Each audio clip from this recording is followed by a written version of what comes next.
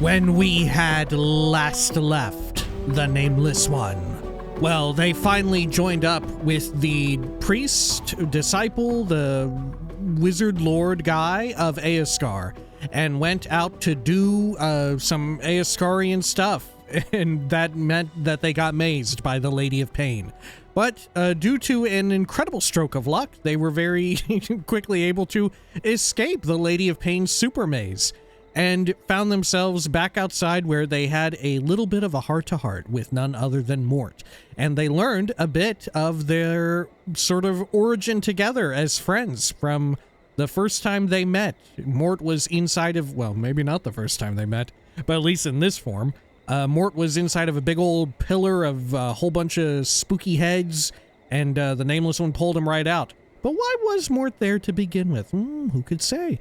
But nonetheless, they traveled back over to the Clerk's ward, where they met with the Advocate, who advocated for them helping him out a little bit with some information on the demise of his own daughter, was it? Anyway, it was time to continue looking around the Clerk's ward, maybe some other places too. This is Planescape Torment. Welcome back. Let's unpause that, and also apologies, a bit of a shorter one. Got a bit of a later start to this one because, my God, my partner and I, we got really, really hooked on Peacemaker, and we just like, we binge watched the entire first season, and like we're pretty much caught up now. Right? We watched what is out of the second one, and man, it is really good dumb fun. I love it, and also kind of soulful in a way. Right? Very, very enjoyable shit. I got spoiled on the big season 2 twist, and that is what sent me down the road of, well, if that's what this show is about, maybe I need to watch it. Okay, let's see. Let's head over to... Should we go to the Civic Fest Hall? Should we do that? You know what? Let's do it. Fuck it. Let's fucking do it. Or hang on, where is Requin's person at? Somewhere in the upper ward. Okay.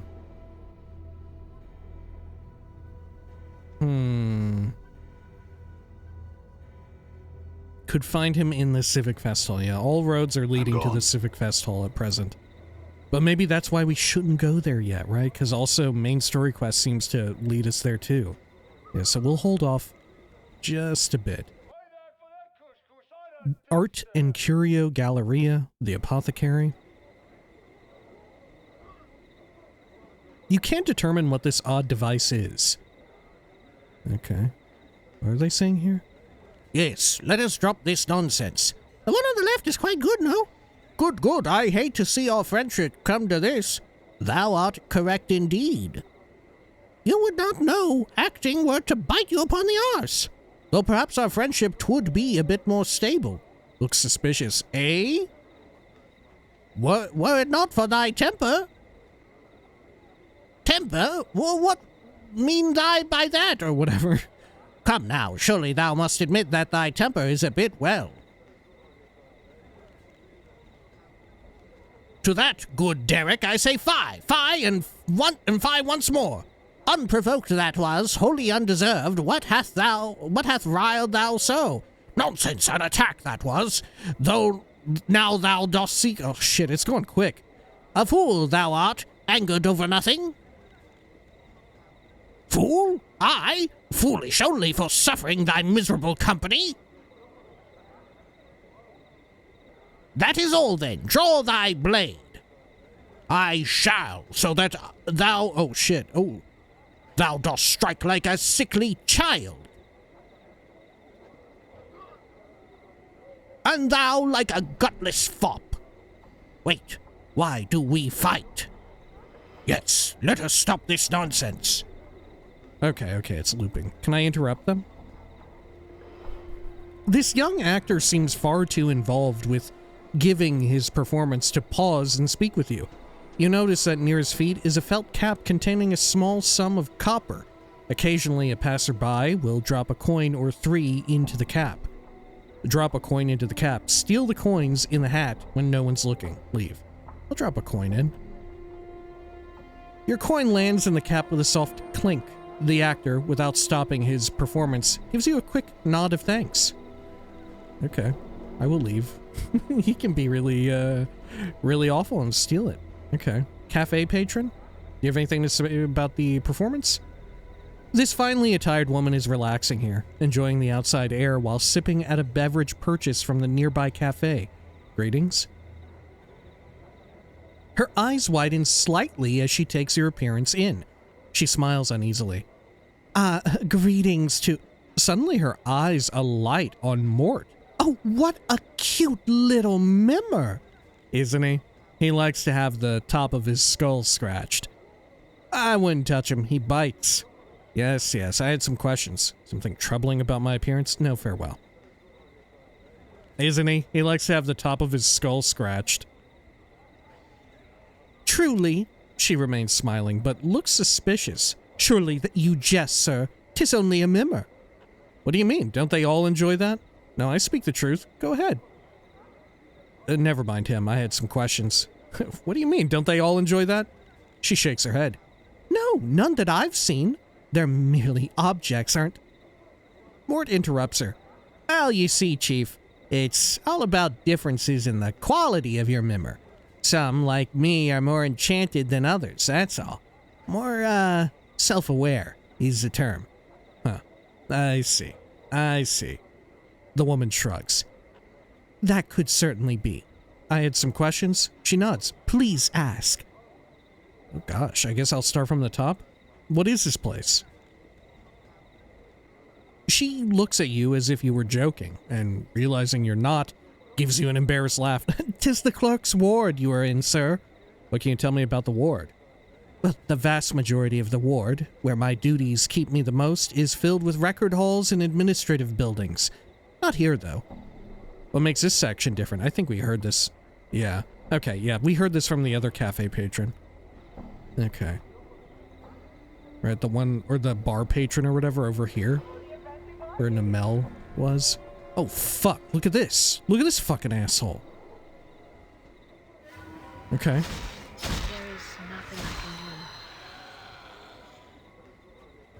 What the fuck? Okay, they're just coming after me now, huh? Good thing they're easy as hell. Okay, let's check out the Art and Curio Galleria. Oh, look, this is very curious. Oh my gosh. Okay. Done. Ivana, Clerk's Ward citizen. Hello, Ivana. Before you is a well-dressed, elderly woman in a gown of peach-colored and golden thread. She stands quietly, her hands folded together primly, and nods in your direction. It is then that you notice that she has no pupils. Her eyes are entirely white. Greetings, sir. I am Ivana. Welcome to my galleria. Feel free to look about, spending as much time here as you like. Should you have questions regarding any of the pieces, do not hesitate to ask me of them. Okay. I had some questions, Ivana. One moment, sir. Your voice, it is heavy with age and wounds. Would you be so kind as to permit me to touch your face? You want to touch my face? I feel like that's a good way to get sick. Okay, go ahead. Ivana smiles, gently running her old hands over the skin of your face. This is the big piece of advice I've heard from someone who I would listen to on a podcast. I would regularly go to like conventions, like cons and stuff. It's not a guarantee, but it will help you cut back on getting like the con flu, the con crud, from getting sick in like these big mass gatherings of people. And this is like, you know, pre-pandemic time, right? But it works there too, you know, and it's generally just good advice. But it's to be mindful of your hands and to not put your own hands on your face unless you've recently washed your hands, right? Because you're just liable to pick up all sorts of shit everywhere. Because people will just, you know, absentmindedly like sneeze or cough or, you know, just like breathe or like, when you're speaking, sometimes, you know, some folks will just like spit a little bit and get stuff somewhere, right? So just to be mindful of like putting your hands on your face in particular. And I don't know, it served me pretty well. So that's my little piece of advice that I impart unto you, gentle viewer, right here, right now. Anyway. She frowns, looking slightly puzzled. So many scars, both old and new. They seem to... She touches the side of your throat, flushes, then pulls away. Pardon me, sir. I was curious to see how far they went. It's fine, and they're everywhere. My whole body is scarred. Just don't do it again, old woman. It's fine, they're everywhere. Ivana nods. I had some questions. Of course, please ask. I had a question about one of the pieces. Can you see Ivana? You look familiar to me. Do you know someone named Eves? What is this place? What is of interest here? Where could I find work here? I wanted to ask about a specific place. I just need directions. What do you know of Ravel Puzzlewell? Never mind, actually, farewell. Do I want to ask about the pieces just yet? I don't think so. I'm going to hold off on that. I'm going to skip that one and then work my way down. Can you see Ivana? I believe she is blind by choice and not by circumstance. Ivana nods, smiling. Your friend is quite correct, sir. I cannot see, but only because I do not wish to. In time, I will allow my vision to return, so that I can re-experience the contents of my Galleria with the benefit of new, fresh eyes. I had another question. So you're like a sensate? You look familiar to me. Do you know someone named Eves? That is my daughter. For a moment, there is a hint of sadness in the milky whiteness of her eyes. We no longer speak to one another. Why is that? There is nothing to be said between us. She has gone off in pursuit of stories, all for reasons I am unaware of. She told me a tale that might answer that question. That's true. Ivana raises her eyebrows. Oh, tell me, would you please? I'd most appreciate it, sir. Tell her Tale Chaser's story, and of her endless quest for the tale that holds the truth she seeks. Ivana nods slowly.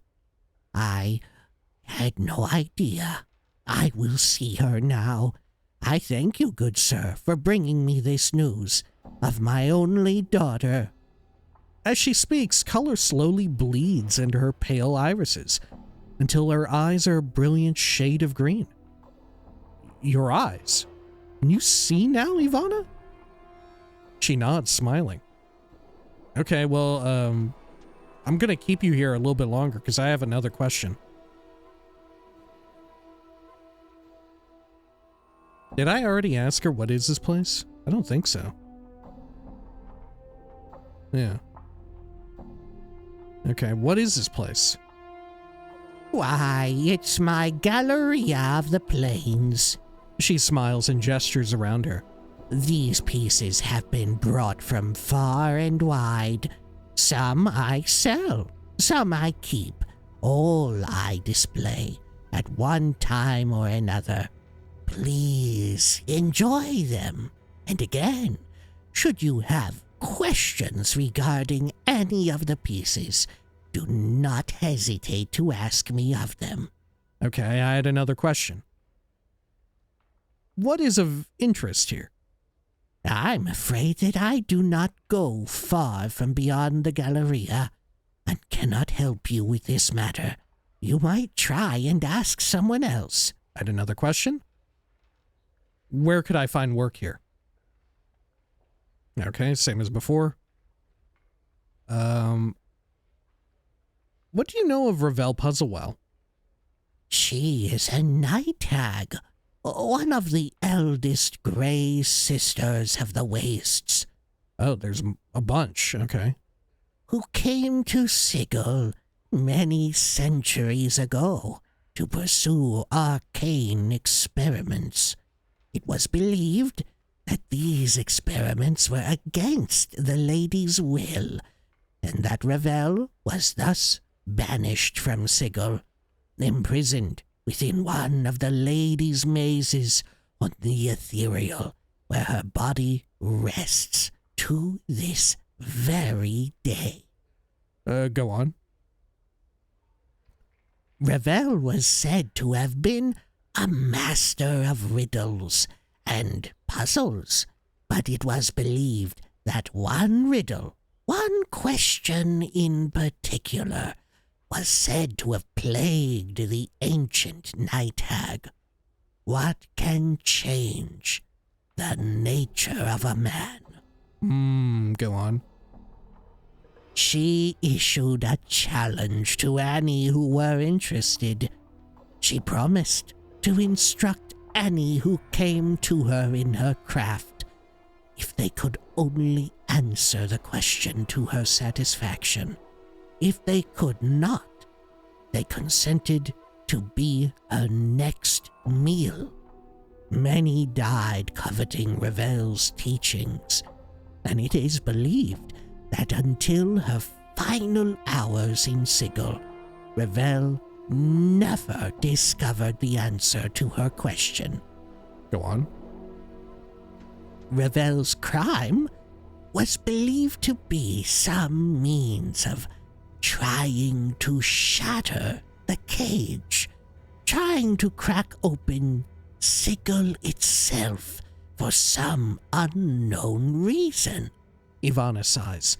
This is all I know of her. That's a lot more than most other people have known about her. Okay, add another question.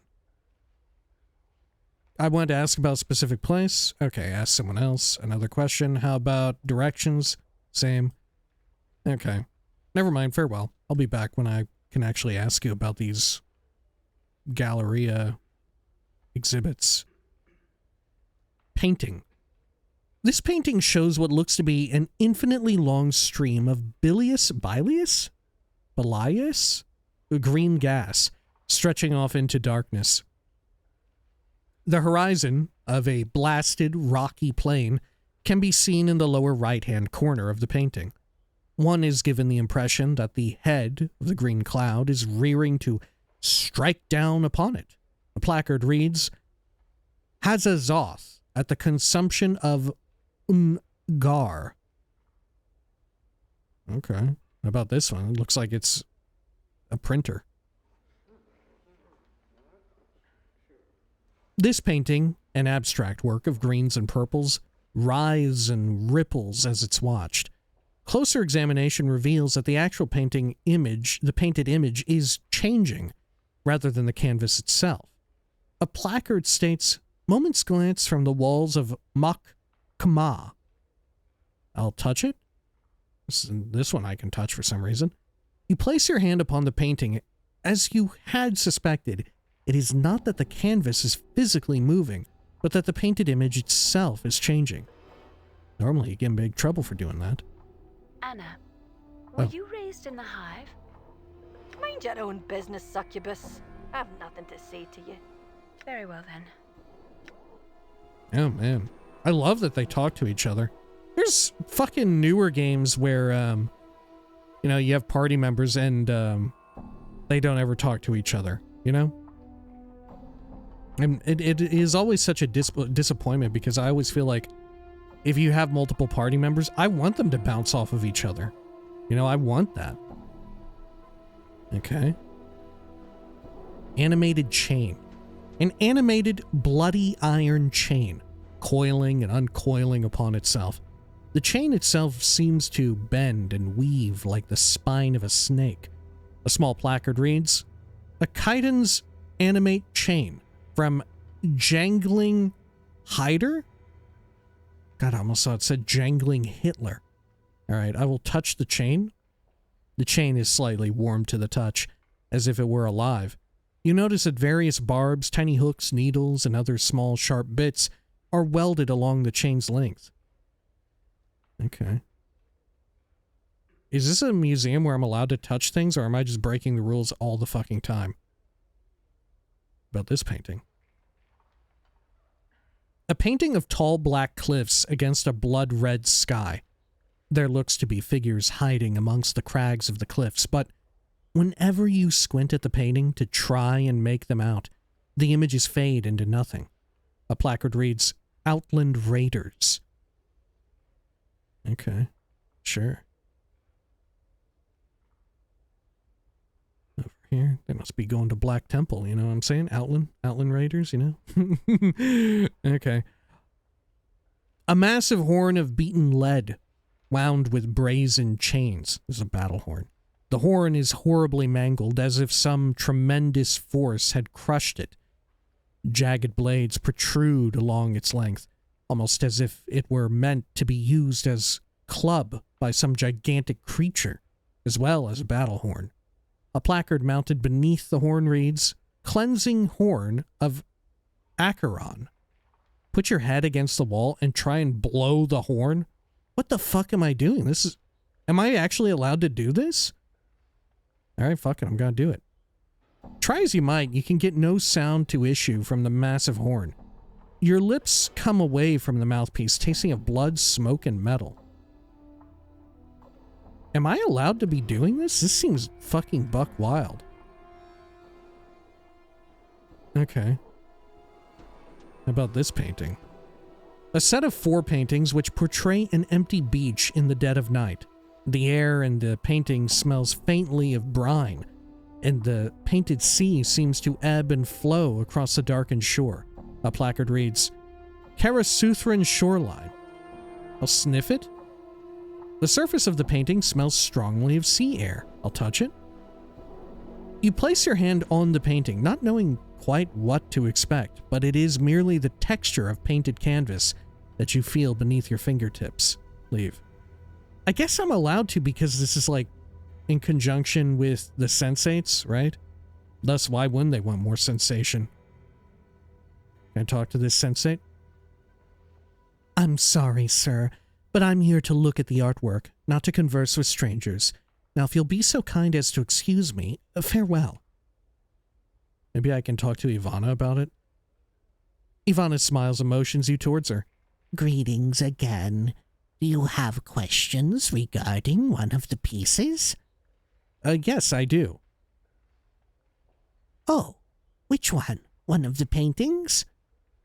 The Battle Horn of Acheron? Ah, the Cleansing Horn. A horn of beaten lead, metal, drawn directly from the cube of Acheron. It is said that the Cleansing Horn last sounded when the companies of the Jackal and the Gouged Eye clans met for their battle at the disputed lands.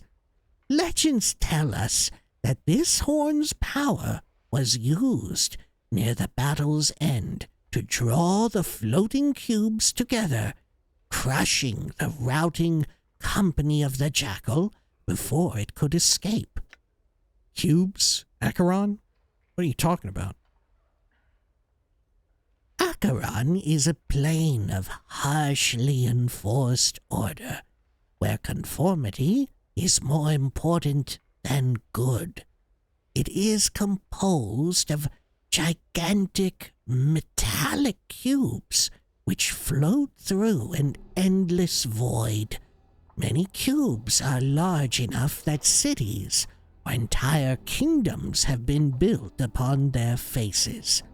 Man, okay, we're getting very Borg Cube related here. Well, I guess they don't really have cities and stuff built on them. Well, in a sense, I guess they do. Alright, let me ask about another piece. How about the animate chain? The chain comes from the city of Jangling Hyder, the city of chains that hangs on Mineros, the third layer of Bator. The chains there are the finest in the multiverse, but the inhabitants of Jangling Hyder are malicious and cruel, using the chains as living weapons against all that enter their city and violate their laws.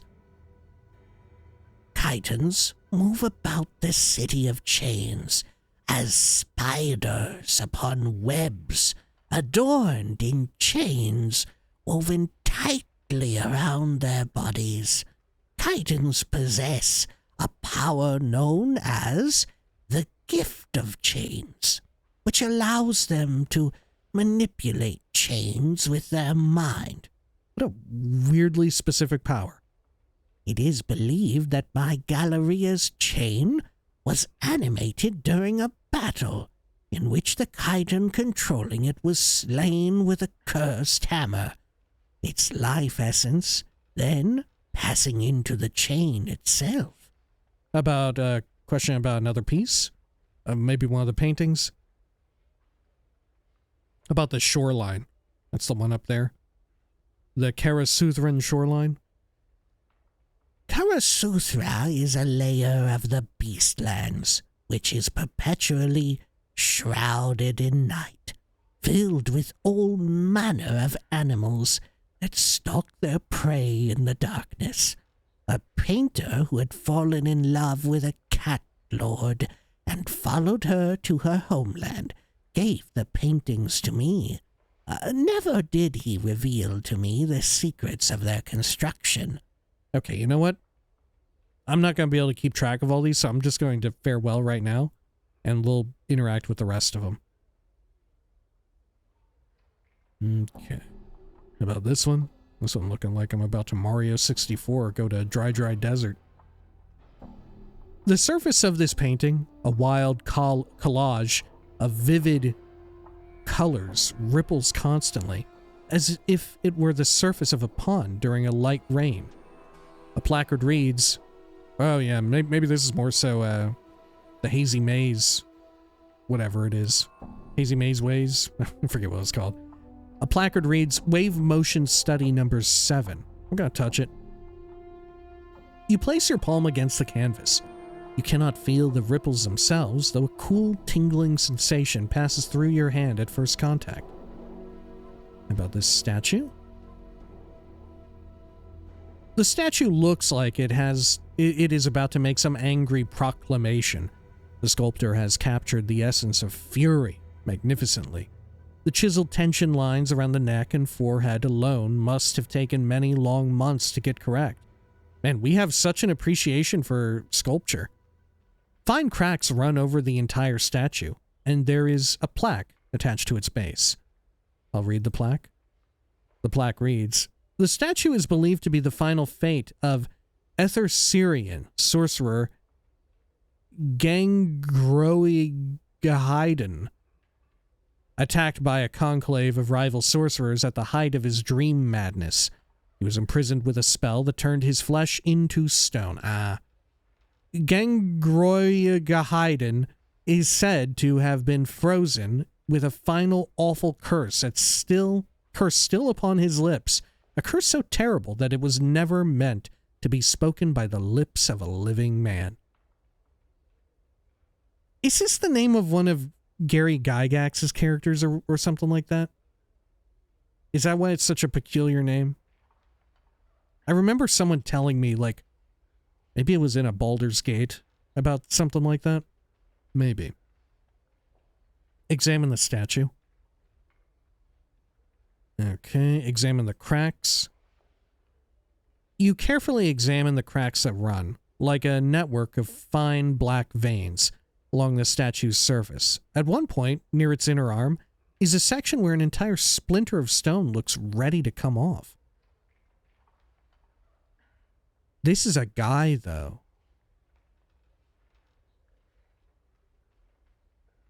Do I want to break a piece off? break the piece off. Fuck it, I'm gonna do it. You reach for the section of the forearm where the cracks have formed. Grip it firmly and strike it with your forge hammer. Oh, my forge hammer. There is the barest sound of metal striking on stone, and a splinter the size of a dagger snaps off the statue. Got it. 4K XP? Uh-oh. As it comes free, you feel water begin to trickle on the back of your hand. You watch a tear well up in the eyes of the statue as a splinter of the arm comes off in your hands. You quickly, quietly, tuck away the splinter and turn away from the crying statue. Examine the statue. Okay, I will leave it. Holy shit. Okay. This is a dagger-shaped fragment of stone taken from the statue of Gengrogahaiden.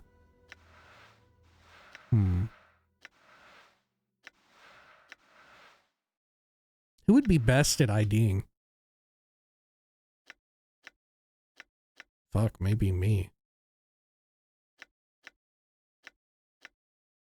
What's the IDing one? Is it wisdom? Or is it actually int?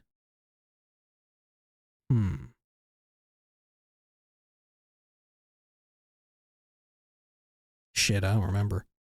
Okay. Move it around. Nope, no dice.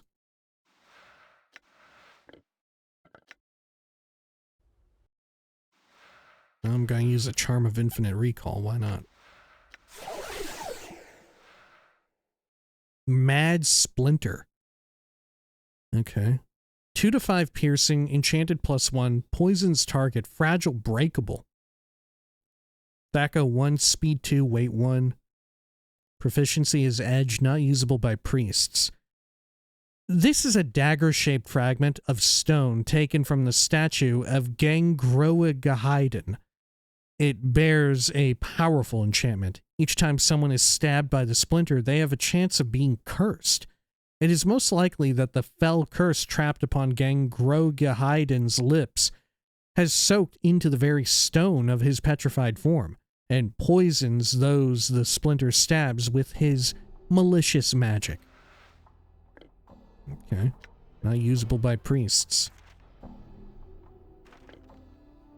Oh. Also not usable by Anna. Fuck, I guess I'm the only one who can use it. Okay, we're just gonna hang on to it then. Done. Sorry, pal. About over here. Ruby statue. A brilliant ruby statuette stands on this pedestal, carved into the image of a winged humanoid. The figure is either demonic or angelic in nature, but it is difficult to tell which because it refracts the light in the Galleria strangely. There's no placard indicating what exactly the statuette is. Huh. How odd. More paintings back here. What is this? Looks like a slug with some big red eyes holding a fish. With like a muzzle flash coming out of its mouth. This is a portrait of a grotesque hooked-nosed crone. Oh, okay. I guess it's that. The hag's flesh is a sickly blue-gray color. Her eyes glow red, like the embers of a dying fire. Her chin, long and sharp, juts forward in an extreme underbite. 2 yellowed canines protrude upwards from her lower jaw, like small tusks. The smile upon her withered, purplish lips speaks of a horrible secret. A placard reads, Grey Hag of Oenos. Oh, leave? But then, as you begin to turn away from the painting, something in it draws your attention. A strange tingling sensation arises in the back of your mind. A memory beginning to surface. Try and recall it. You're injured XP. You recall standing, confused in a maze of briars. The hideous crone from the painting is before you, cackling wildly. You grit your teeth in frustration, wondering why she's laughing at you. My dear, my poor dear lovely Mansing, she croons. Why, that was your first wish. She points a single bony, clawed finger at your forehead. Your temples begin to throb painfully. You can remember nothing more. Okay. I'm gone. Sure. So then the 3 wishes situation was us, which we had a suspicion. But who is the crone? Do we think that's Ravel? What if it is? This looks to be a subterranean landscape. A massive cave interior filled with colorful, faintly luminescent gigantic fungi. A placard reads, Veil beneath Clangeddon. What is Clangeddon? Why am I familiar with Clangeddon? Is this the Underdark? What is Clangeddon? Isn't that like the dwarf super mount fortress? Painting. This painting is a dark cityscape, a faraway view of some giant center of civilization being burned to the ground. The streets of the place are empty, however, absent of soldiers, refugees, and even... However, the streets of the place are empty, however, absent of soldiers, refugees, and even corpses. A placard reads, The Folly of Udo. Okay. Whoa. Enter the fucking Matrix over here. Stained glass? The hundreds of chips of translucent green glass which make up this stained glass window don't appear to be held together by anything, but rather remain free-floating and mysteriously suspended within the iron frame's boundaries. The shards ripple and move in slow waves, causing bizarre patterns to fluctuate across the window's surface as various portions of it refract the Galleria's light in different directions. A small placard beside the window reads, Arcadian Stained Glass Window. I'll touch it. You reach out to touch the undulating glass shards, but find you cannot do so. Your hand stops just short of the surface of the glass. Punch the glass? Fuck it, why not? You succeed only in bruising your knuckles. The glass may as well be sheet iron. Cool. What the hell is this? Okay. This painting shows an enormous granite keep? Is that what I'm looking at? What? A hideous thing, long and low, covered in leering gargoyles, suspended in what looks to be the night sky. A cloud of crimson and violet vapor whirls in the background, along the right side of the painting. A placard reads simply, The Library. What? Okay, and this painting? Okay. This painting depicts a shore scene with a wide, reddish-orange sun setting behind a peninsula or a large jetty. The scene, though unoriginal, is breathtaking. The play of the fading daylight across the water is captured perfectly, but staring at the painted sun for any length of time makes your eyes ache. A placard reads, Surface of Thalasia. Touch it? Oddly enough, there's nothing unusual about the surface of the painting. Okay. And what is this fucking spinning unit here? Looks like a save point in another game. Dark birds of Acanthus? Several shards of black crystal or ice swirl within the freezing wind that this ornate pedestal gives forth. Each shard looks razor sharp. Touching or grabbing one could be perilous. Placard on the pedestal reads, Dark birds of Acanthus. Leave them be. Touch one, grab one. I'll touch one. As you reach out to touch one of the whirling shards, your finger enters the icy wind that rises from the pedestal. Instantly, a coat of numbing frost forms around your finger, causing you to momentarily draw back. Place your finger back in and touch one.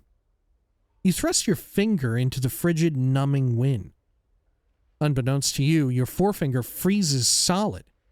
As one of the black shards spins into it, your fingertip breaks off with a sharp crack and goes skittering across the Galleria floor.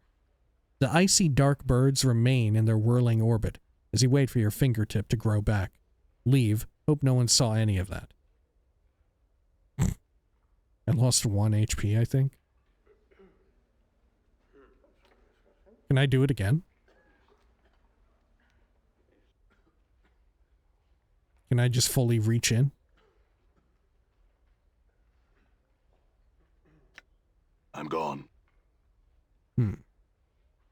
Okay. Yeah. Grab one. As you reach out to grab one of the whirling shards, your fingers enter the icy wind that rises from the pedestal, and instantly a coat of numbing frost forms around them, causing you to momentarily draw back. Place your hand in and grab one. Fuck it. You thrust your hand into the frigid, numbing wind. Unbeknownst to you, your entire hand freezes solid as you wrap it around one of the dark birds. As another of the black shards spins into your fist, your hand breaks off at the wrist with a sharp crack and goes clattering across the Galleria floor. Pick up your hand and stick it back on quick. You pick up the frost-covered fist and thrust it onto your bleeding stump, noticing that the dark bird you grabbed, a razor-sharp shard of black ice, has already melted away to nothing. It looks like you'll have to catch it in something that will keep it cold. Eventually, warmth and feeling returns to your hand as the tissues thaw and regenerate. Leave. Hope no one saw any of that. Why do I want to take one? All right. This must be needed for something. Okay. Now let's talk to Ivana about all of that. Okay, yeah, I do have questions regarding the pieces. How about the stained glass window? The Matrix-looking one? A stained glass window found hovering on the third layer of Arcadia 32 years ago, foretelling a scene that had yet to occur. When the event came to pass, the images faded to leave what you saw behind. It is believed to have captured both the light and the darkness from the orb of night and day on Arcadia, then slowly release it, creating a brief but slow fade of dawning and dusk, but only within the glass itself. Orb of night and day, Arcadia? Arcadia is a place of peaceful order, also known as the land of perfect good. The orb of night and day is a sphere set in the top of Arcadia's highest peak. Each half emits either light or darkness. The turning of the orb gives Arcadia its day and night. Okay. Let me ask about another piece. How about the dark birds? Updated my journal. All of them are chipped from the great magical sheet of black, infinite ice that rests in the black belly of the plain of Acanthus. Ivana pauses, tapping her chin. It is said that this sheet of ice is the final destination of the river Styx, and that the recollections of all that have plunged into Styx's memory-destroying waters still lie frozen within the ice. If the waters of the Styx destroy one's memories, would this ice from Acanthus do the same? I could only assume so, yes. Huh. Okay. Let me ask you about another piece. About the ruby statuette which didn't have a placard. That piece was found in a cathedral in the fertile fields of Elysium, on the first layer, Amoria the Untroubled, where it bordered the river Oceanus. The name of the piece is not known, but the skill and craftsmanship are believed to be one of the most striking examples of gem crafting in the plains. The mere way in which the piece captures distills and enhances the light through its facets is part of its breathtaking wonder.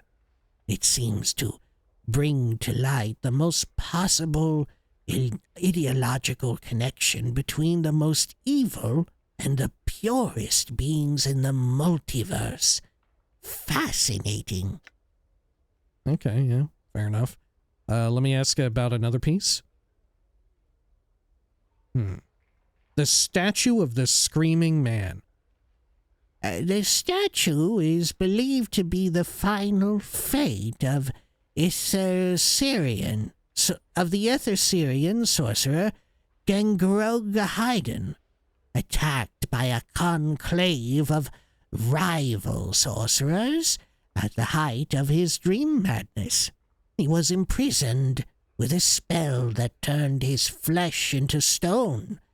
Gengrogahiden is said to have been frozen with a final, awful curse still upon his lips. A curse so terrible that it was never meant to be spoken by the lips of a living man. It is said that the fury of the curse was enough to blister the flesh from the bones of those that heard it, and that it could even shatter the stones themselves. Let me ask you about another piece. How about one of the paintings? Outland Raiders. An interesting piece, yes. The painter managed a most interesting effect with the forms in the cliff's shadows.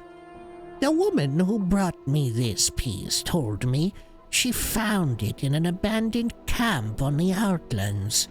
An original painter was never found.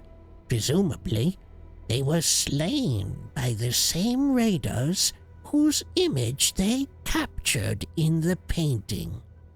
Let me ask about another painting. How about Hazazoth at the Consumption of Ungar? This painting is a copy from the walls of the gatehouses, Sigel's largest asylum, cell walls. All the occupant could speak was, Hazazoth has consumed Ungar. Hazazoth has consumed Ungar. A bit frightening, I think, but a fine painting nonetheless. Let me ask about another one. How about the surface of Thalasia?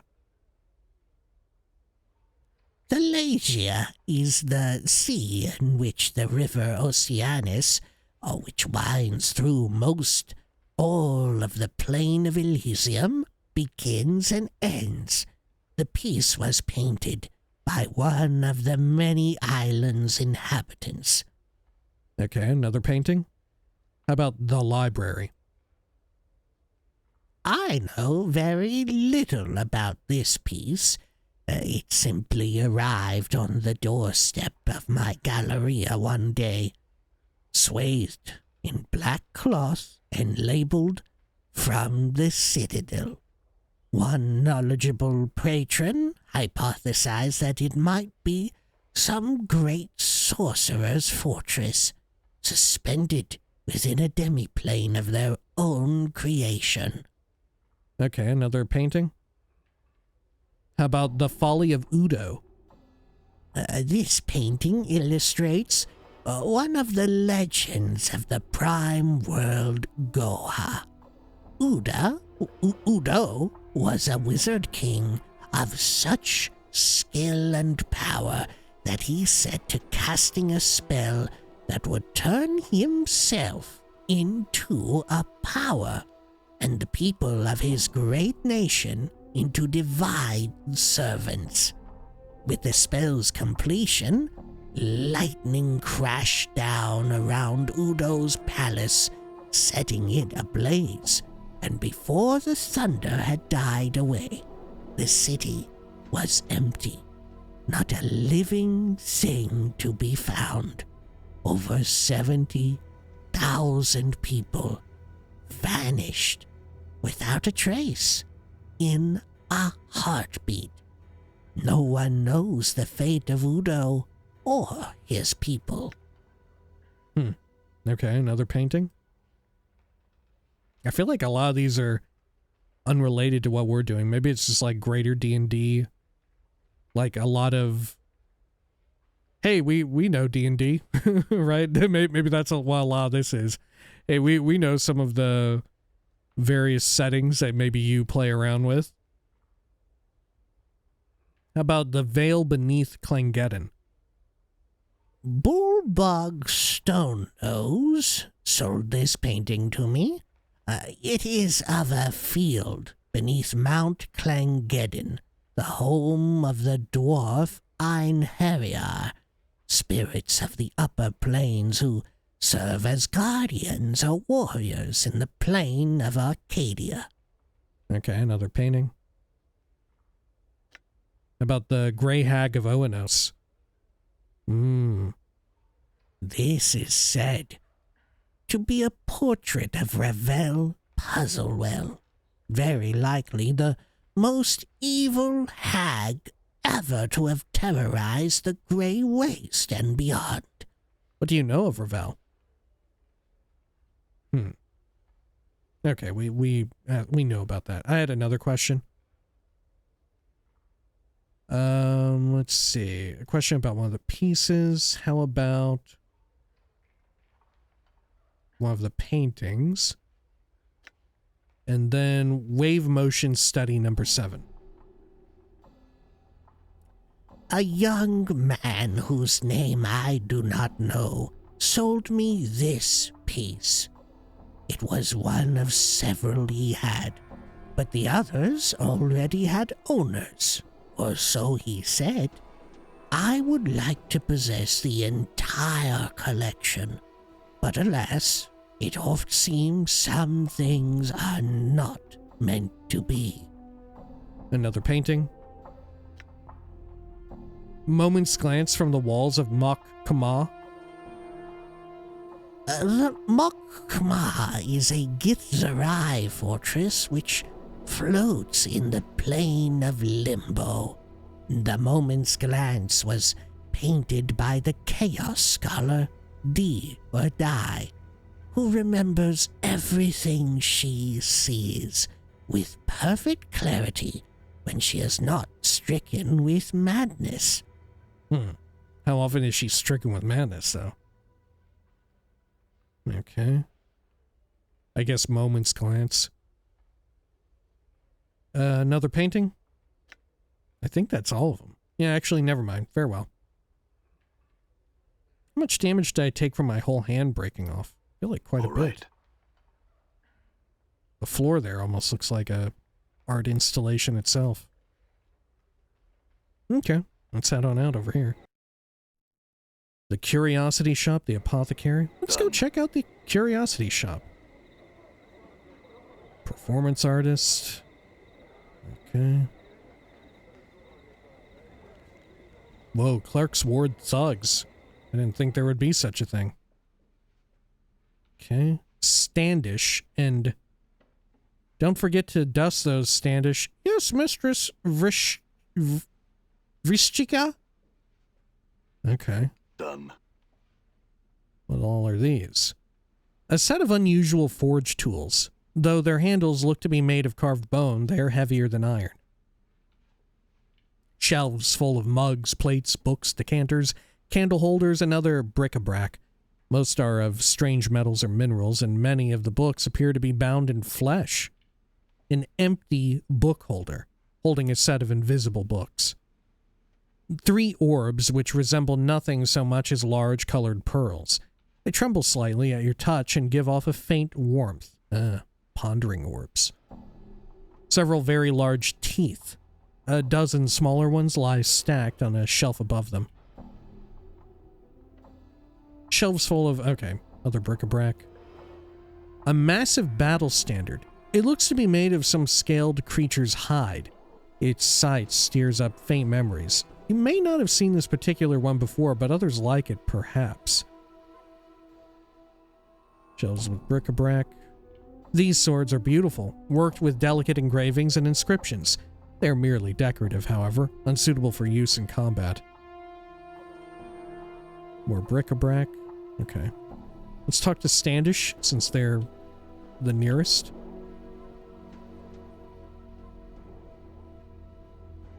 This downtrodden little man scurries about the curiosity shop, dusting, cataloging, and moving things for the place's proprietress. You notice he smells faintly of onions. He glances up at you nervously as you approach him. Please, sir, I cannot speak with you. I've work to do. My mistress simply won't allow it. I had a few questions. I'm sorry, sir, but I can't. Please leave me be before my mistress notices me talking to you. Your mistress? The little man nods. Yes, Mistress Vishchika. I am Standish, her servant, her slave. I committed a crime and was sentenced to slavery, then purchased in the lower ward like many of her slaves, most of whom she keeps at her manor. Now please, I beg of you, leave me be, or she'll become angered and beat me unmercifully. All right, farewell, Standish. Okay. Hello, Vrishchika. Where's your manor at? This sharp-featured woman's appearance is attractive, though somewhat disturbing. With her blue-black skin and bright yellow eyes. What the fuck? Isn't that like the Blue Man Group? Don't they also have yellow eyes? Or did they have yellow eyes? The Blue Man Group? I don't fucking remember. As she examines you, a small pair of bat-like wings unfold from her back. They seem to settle back into her skin. Well, well. A floating, disembodied, prevaricating skull, and fall from grace, or whatever it is you call yourself now. Truly, a pleasure to see you here. What do I owe the honor of your visit?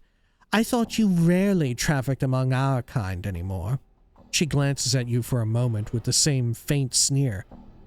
Or is your assignment here almost finished? I do not know what assignment you are referring to, Vrishchika. Though your presence here brings with it many questions.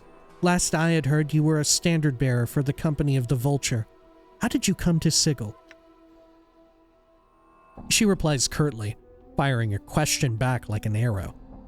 By choice. And you? Where will your orders take you next? She suddenly turns to you. You see, little man. Vrishchika smiles as if savoring the words.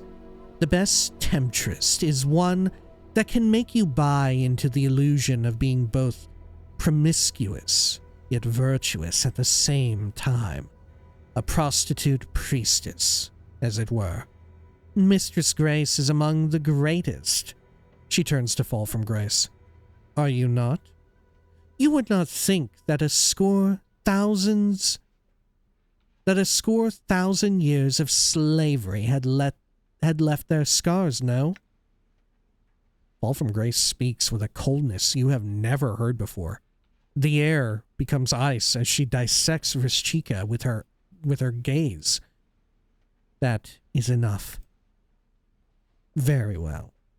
Though you are the ones who came into my emporium, Vrishchika looks to you. She narrows her eyes. You're the scarred man who's been going around asking all the questions. She looks you up and down. You sure look lost. Did you want to come in really, or are you just casing the place because you have nothing better to do? Because Vrishchika, she indicates herself, can help you. How can you help me? What is this place? I did have some questions. No thanks, farewell. How can you help me? I travel and trade extensively. I hear a great deal. I purchase a great deal, and I own a great deal. Perhaps I can make you a great deal. Is there anything that you desire? Only answers to some questions. Perhaps what are you selling? Yeah, answer my questions first. I'll entertain any questions about the merchandise, but I'm not going to be drawn into one of your famous 20 questions about anything around this spire. Understood. What are you, Vrishchika? What did you mean by calling Mort prevaricating? You and Fall from Grace seem to care little for one another. Tell me about this place, at least. Let's see your merchandise, then. What are you? Vrishchika sighs loudly. An Alu fiend, a half-demon. My mother was Tanari, a fiend, and my father a great king of mortals. Such a rude question. But then, you're rather rude-looking yourself, aren't you? I had another question. What did you mean by calling Mort prevaricating? Prevaricating, misrepresenting, perjuring, dissimulating, lying. Oh, did I say that? I meant a floating, disembodied, pontificating skull. As in dogmatic, always stating an opinion in a self-important manner. Vrishchika smiles innocently. I had another question. You and Fall from Grace seem to care little for one another. Oh, that Batizu camp follower who's made her home in Sigil. Curious, no? But then, what better a place to train her agents than that little brothel of hers? Batizu camp follower? Train her agents? Batizu camp follower? Ever since her mother sold her into slavery, she has been a plaything of the plains for many a century. She claims that she was able to free herself from her chains, but you may give that word as much credence as you would give the word of any other Tannery bitch. She smiles slightly. Myself excluded, of course. It is the truth. Truth? Truth? One does not win free of Batizu contracts, bitch cloaked in human skin. You speak lies, and all the Tanari hordes know it, from the lowest legions to the other comforts suckling succubi as they cavort across the plains. Fall from Grace was but a Batizu slave from the moment she was born, and so shall she always be. You still are an indentured plaything of the Batizu, to be tortured and commanded as they see fit. Vrishchika sneers. You even behave as they do. One may win free of Batizu contracts if one is wary of the wording, and if one realizes that the Batizu are beholden to keep their own word. One must simply beware of any meanings that may be twisted to their ends, and I am well versed in language and its subtleties. Even so, it was not an easy matter. Enough! I do not care to hear you speak your lies in my presence. Fall from Grace maintains her flawless composure and simply nods, though when you catch her eye, she gives you a slightly exasperated look, then smiles. What was it you said about her training agents, Vrishchika? Yes, they are her eyes and ears in the city of Sigil and across the plains. What they do not see or hear, they may coerce from another man that has seen and heard. And who could think humans capable of such deception and trickery? Oh, Grace is indeed a clever one. Not as clever as her mother, perhaps, but clever nonetheless. That is not the purpose of my establishment. Oh, but of course not.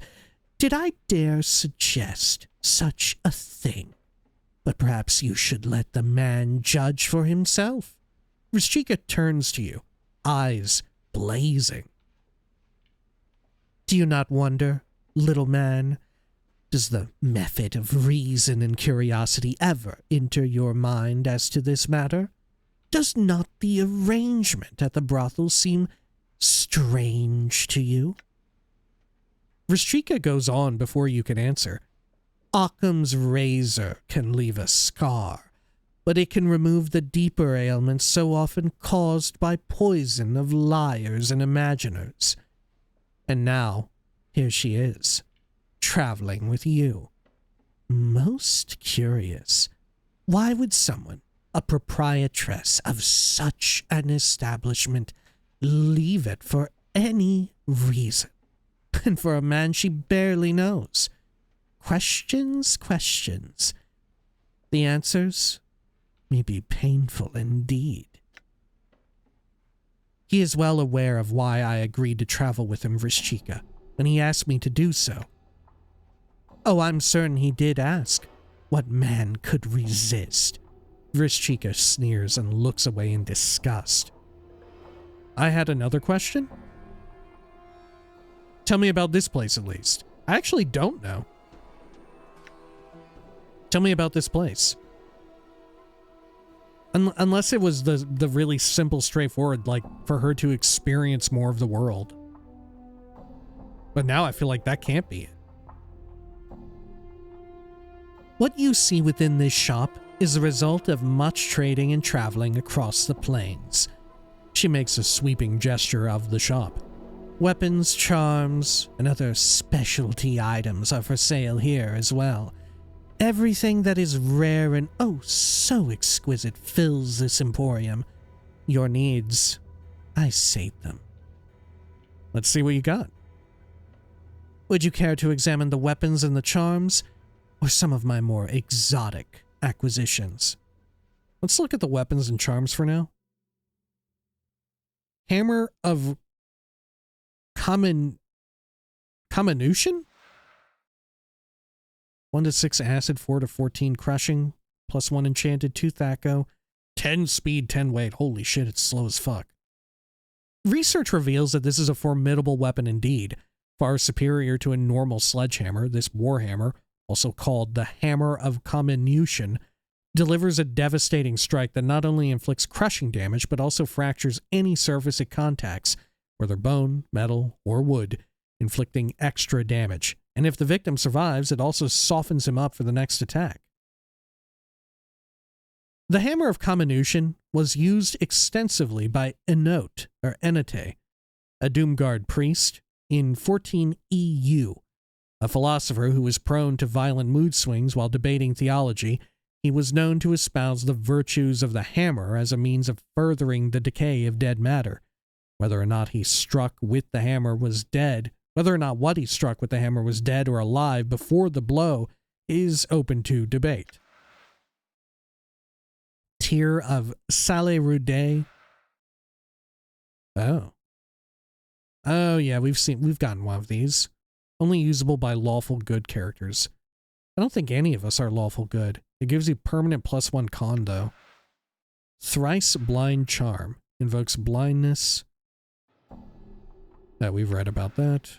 Anything else here? Divine Censor. Teeth of the Fire Drake. Holy shit. Okay. 1 to 6 slashing, +1 enchanted. Special 3 to 8 fire damage, but also immunity to fire. We've seen a lot of fire-related stuff, but we haven't really fought anything fire-related itself. These teeth look more like lumps of charred bones than actual teeth.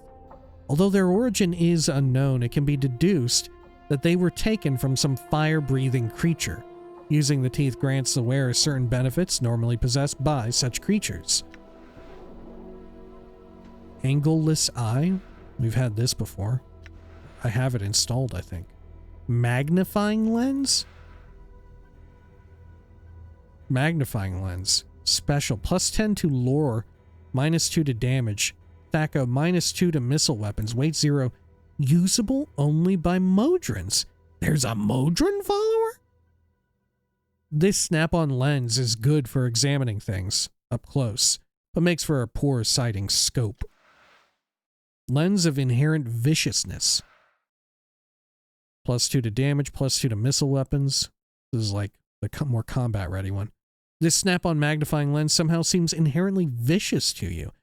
You can't really explain why this is. You have a strange feeling it's looking at you sometimes, sizing you up. Dread Bond. Immunity to panic, +1 strength. Usable only by fighters and living creatures. I'm a living creature, aren't I? Legend has it that this bracelet, yeah, I can be killed, thus I'm living. Legend has it that this bracelet, well, sort of killed, temporarily. Legend has it that this bracelet was created by Nasek the Sadistic. Tiny razor-sharp spikes cover the entire surface of this item, injecting small amounts of rare reagents into the bloodstream of the user. The effect of these chemicals causes the user to feel a constant adrenaline rush of strength. Huh. What? Is this permanent? Is this a bracelet slot item that's permanent? Like the spider bracelet? Yeah. We'd seen that before. Ashes of the Pabulum. Summons Trellins.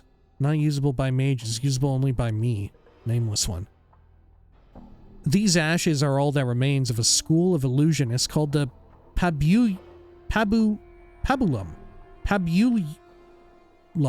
According to their expedition logs, they traveled to the plane of Shale in search of the lost works of the Fosterer.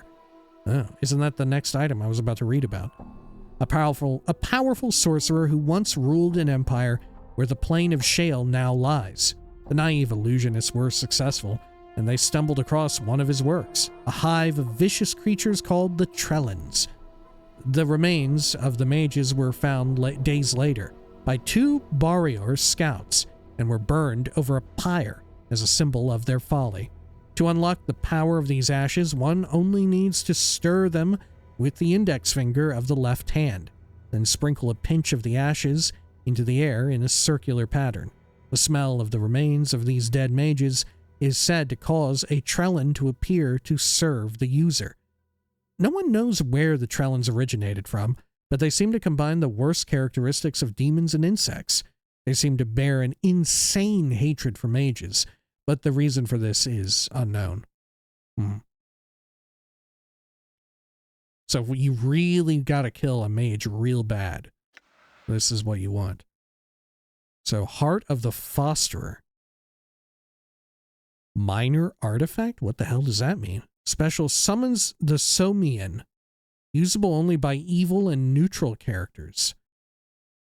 This strange object is said to be the Heart of the Fosterer. According to legend, the Fosterer was a sorcerer who built his empire upon the plain of Shale many centuries ago. He was rumored to have 3,333 hearts, and each of them carried in it a different evil he had committed in his lifetime. One of the evils he committed was the discovery of how to summon the Somian and bind them to his will.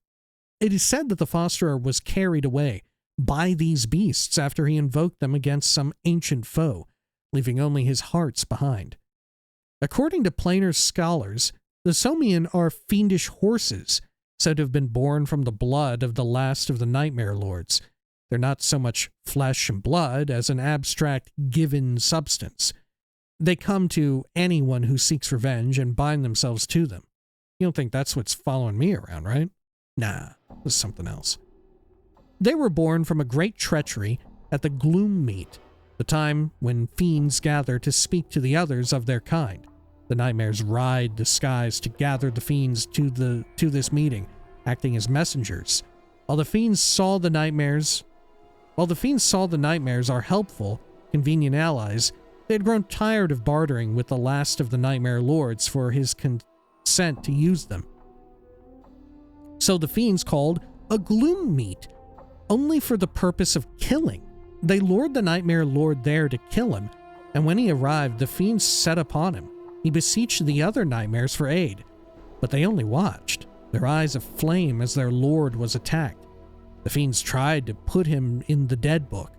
They scattered the earth with caltrops covered with the foulest poisons in the hells, hurled barbed cold iron spears a league wide into him, and when he tried to take to the air to escape, they turned the sky alight with magic, blinding his eyes white.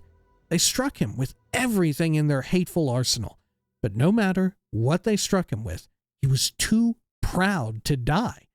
They hounded him to the edge of the outlands, firing their cruel arrows and spears into him until he staggered into the hinterland mists and died there, or so it is said. It said that as the Nightmare Lord stumbled into the mists of the hinterlands, his dark blood left a steaming trail across the landscape. Wherever his blood fell, the outland itself cried out, wailing like a banshee. Uttering the cries the Nightmare Lord would not. Less than a year later, the Somian rode from the hinterlands, seeking out any nightmares and fiends where they could find them. Their cries were the same as had risen from the blood wounds on the outlands, and their minds were focused solely on revenge. It is said that gripping the heart of the Somian and wishing harm upon another will cause them to appear. The Somian will answer the user's call and then fade into the mists from which they came. What the fuck? Is this about me? I don't fucking know. Is this me? Is this my heart? Why is this like the most in-depth fucking shit ever? It's giving me so much pause.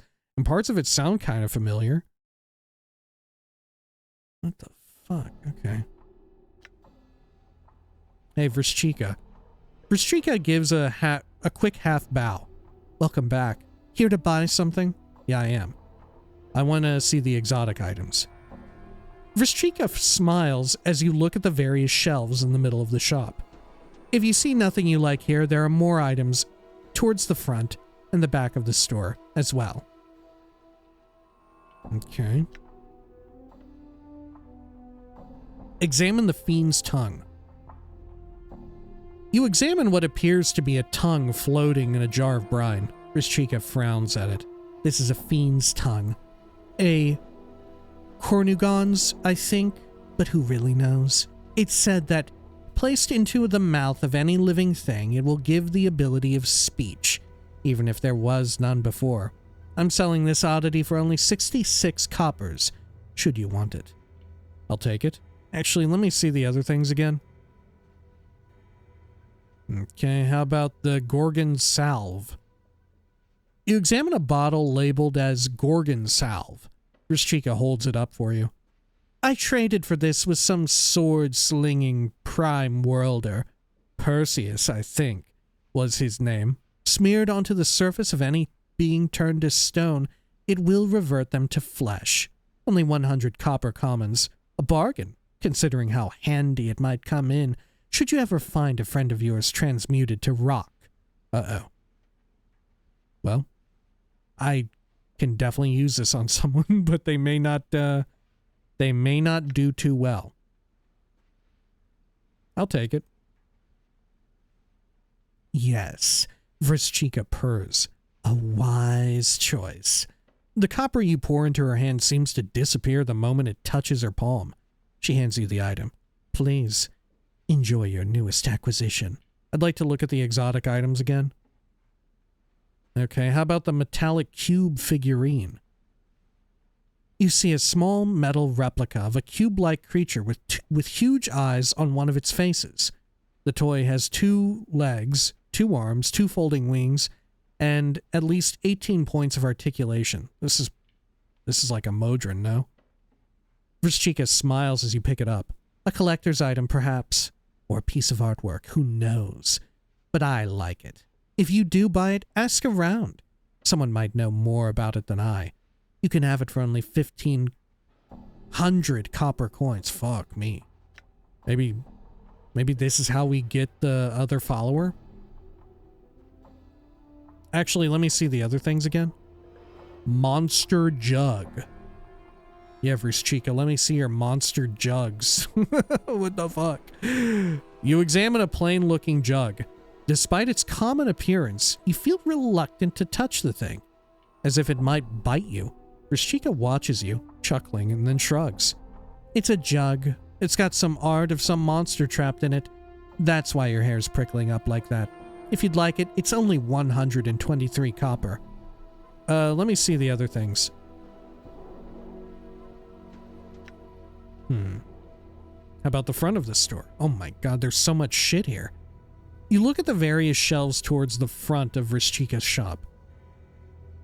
Examine the baby oil. You examine a number of small bottles, each labeled as baby oil. Vrishchika picks one up and presents it to you. Interested? It's the real thing, of course. Thousands of mewling mortal babes went into the making of this stuff. Yeah, of course. Yeah. Oh, no thanks. Let me see the other stuff. Oh, can I not buy any of these here? Only the main things? How about chocolate quasit? Oh, no, wait. I can buy this. You examine a twisted little imp-like creature, sculpted out of pure milk chocolate. It looks delicious, does it not? Imported from the lower plains. These are rare, you know, and quite prized by lovers of chocolate and confections. It's a real quasit. Wait, didn't I find out that it's not quasit and it's like quasit or quasit, casit, something like that? Yeah, I forgot what it was. But I thought for the longest time it was quasit, as in quasar. I'm going to keep saying it the wrong way because I don't remember the right way. A fiendish familiar, polymorphed into chocolate by some powerful sorcery. It's only 199 coppers. Let me see the other things again. The Codex of the Inconceivable. You examine a rather unassuming book held closed by a tiny brass lock. That, coos Vrishchika, is the Codex of the Inconceivable. I'll only say that it's just, well, I cannot explain it. Mere words simply won't suffice. You can own it yourself for a mere 1,000 copper commons. And believe me, it is well worth it. Actually, let me see the other things. How about Deva's Tears? You examine a small glass vial labeled as Deva's Tears. These were collected from a Deva who was captured during a blood war skirmish. The fiends tormented the imprisoned angel for eons before he, at last, escaped. This small bottle holds the 12 tears he shed in that time. Their price is but 100 copper commons. Actually, let me see the other things again. How about the Elixir of Horrific Separation?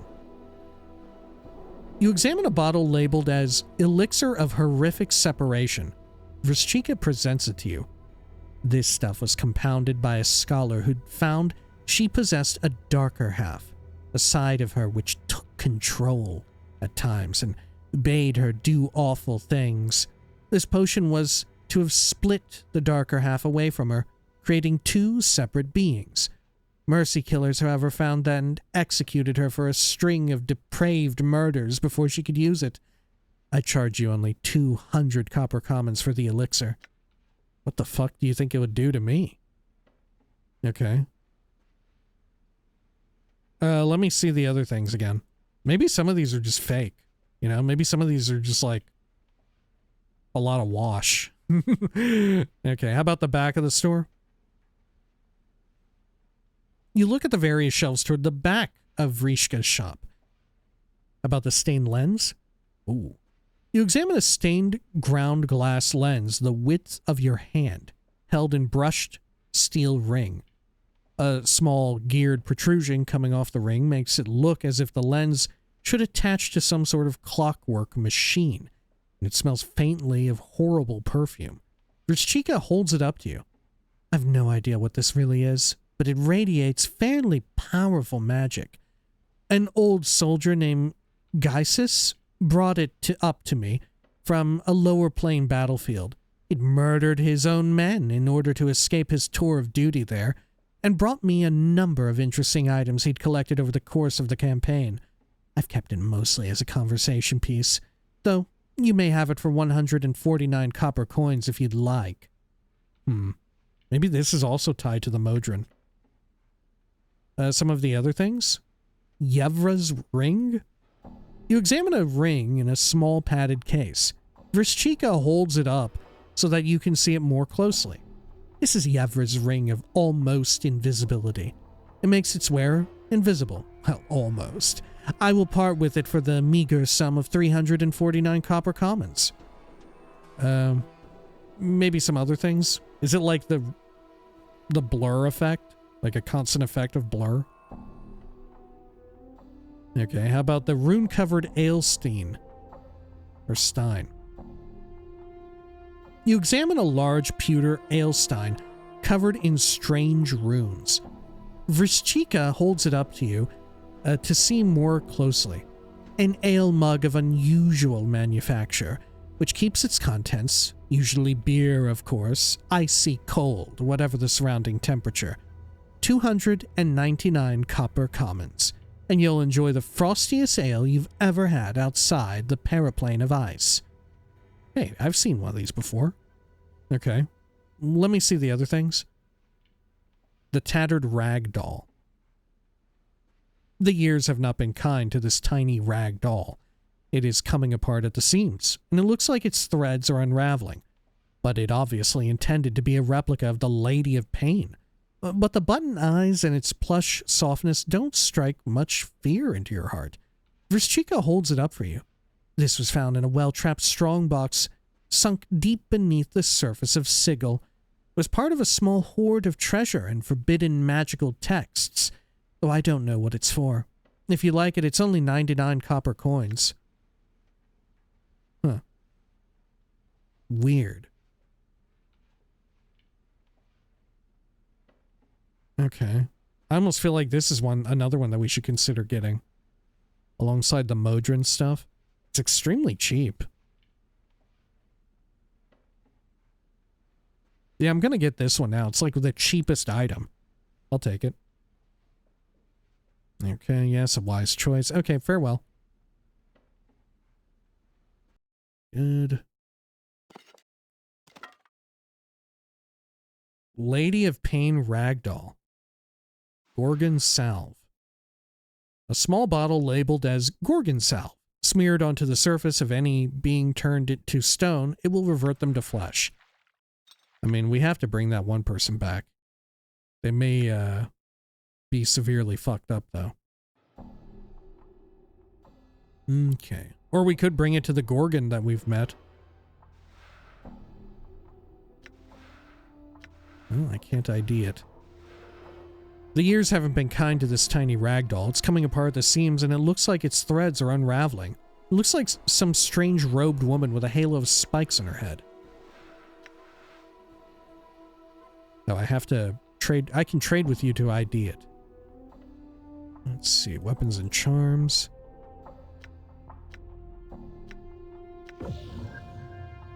Lady of Pain Ragdoll. The years haven't been kind to this tiny ragdoll. It's coming apart at the seams and it looks like it's unraveling.